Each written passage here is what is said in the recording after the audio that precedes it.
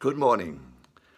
Well, we were thinking yesterday about Jesus getting a message from Mary and Martha and saying, our brother is ill, Lazarus is ill. And Lazarus, it appears, was a friend of Jesus. We don't quite know what the relationship was, but he was obviously a friend of Jesus. Jesus had many, many friends and many acquaintances we heard nothing about. But here's one who's coming out of the gospel and just been told to us. Mary and Martha and Lazarus were friends of Jesus. Jesus doesn't go when he gets the message. He doesn't go until a couple of days later, and then he goes having told his disciples now that Lazarus, we're going to visit his family, Lazarus has died. And he finally arrives in Bethany, and they hear that he's there. They hear he's come. And the sisters, well, they go out to meet him, and they challenge him. They say, if only you'd come earlier, Lazarus is dead. Lazarus is dead. If only you'd done it when we sent you. Why didn't you do it when we asked you to do it? Why didn't you come? Because you have the power, you could have healed him. Why didn't you come? He's dead, he's dead. And it's obviously this had been going on with both the sisters, because first one comes, then another comes, and they say exactly the same thing. If only you had been here, if only you had come, if only you'd done it when we asked you, then we would not be suffering in this particular way. And Jesus looks at them and he says, your brother, he says, will rise again. Oh, yes, they say, we all know that. We've all heard that story. We've all heard that story. Your brother will rise again.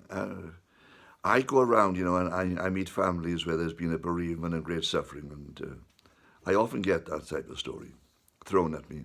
Don't know whether the people believe it. I don't think they do. I don't think they do. My mother has died and she's now with my father. They're in a better place, What do they mean? Oh, yes, it's talking about resurrection at the last day. I'm sure one day everything will be put right, but, it's just put to the side. Sometime, yes, I know my brother will rise at the last day in the resurrection, right in the very last time, That's not what we're looking for. We were looking for him to be healed now in this life. And Jesus says, where have you laid him? And they say, in the tomb over there. He said, let's go and visit the tomb. Well, it was quite common to go and visit the tomb. Perhaps to weep there and think there and remember there the person who died. And then he gets to the tomb, and there's a normal thing, there's a cave set into the hill and a big stone put in front of it, sealed in place. He says, okay, take the stone away. And they say, no, it's been 4 days now, Lord, and there's going to be a bit of a smell. Bodies deteriorate very fast in that heat. There's going to be a bit of a smell.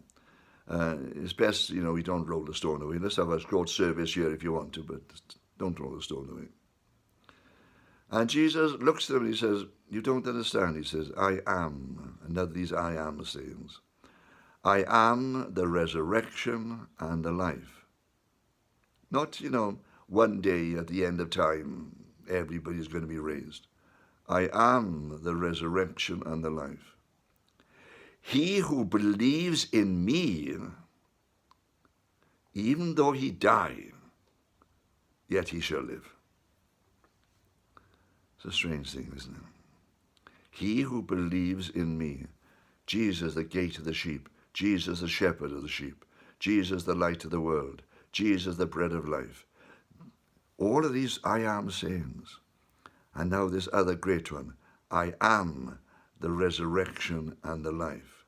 He who believes in me, even though he die, yet he shall live. Jesus had quarrels about this again with the religious people of his own day.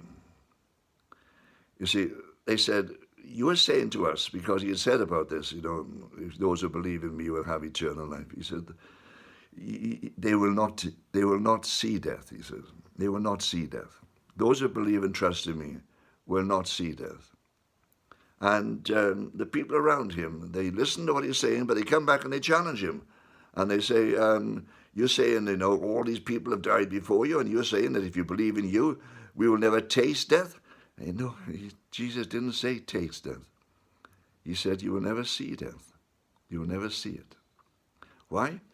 Well, as we grow old and our bodies are growing older, and as we face sickness and our bodies do suffer with sickness, and as we go through all the experience of this life, we may look back sometimes and say we are truly very, very troubled by the things going around us. We are troubled by the fact that there's nothing can stop aging in our bodies.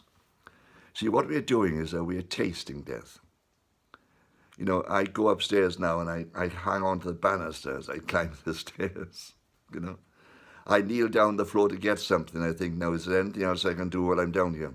At one time, I'd go down and I'd jump up and I'd run up the stairs 2 at a time. And I remember doing that.